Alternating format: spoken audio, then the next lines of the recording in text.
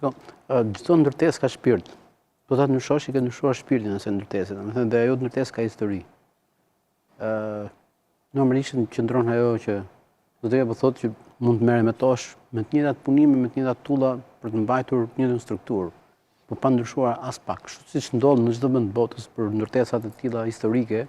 ku restaurimi është një objekt shumë i veçantë për shkak se duhet mbajt njëjtat karakteristika që ka patur ndërtesa përpara.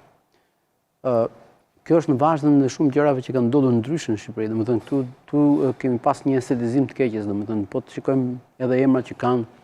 shtëpia me gjethe, bun karti, domethënë shtëpia diktatorit, duket sikur e kanë kthyer në turizëm, pa patur qëllim që njerëzit përmes këtyre ndërtesave, përmes këtyre historive, të njohin atë të vërtet të cilën kemi nevojë ta njohim.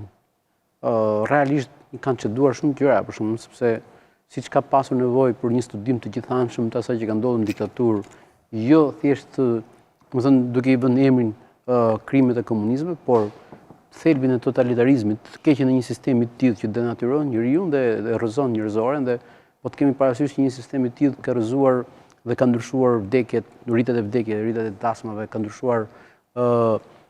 gruaja forcë e madhe, njeriu i ri, ka hequr kisha e xhamia, ka bërë gjitha këta, domethënë dhe ku vim pastaj që në Spaç, në Qafbari dhe në këto në vendet e dënimit, në vendet e internimit, pikturoheshin ato pjesët e rrathët më të forta të ferrit, unë mendoj që gjithë kjo studim dhe këto vende duhet ishin një prioritet jashtëzakonshëm i gjithë atyre që kanë mundësinë, i shtetit së pari, i politikës, i njerëzve të kulturës, i atyre që merren me historinë për të kuptuar që ky vend ka nevojë ta njohë shkurën dhe ta ruajë shkurën, sepse çdo vend ka nevojë që të di se nga ka ardhur dhe gjithë këto ndryshime bëjnë të pamundur pastaj ruajtjen e këtij identiteti,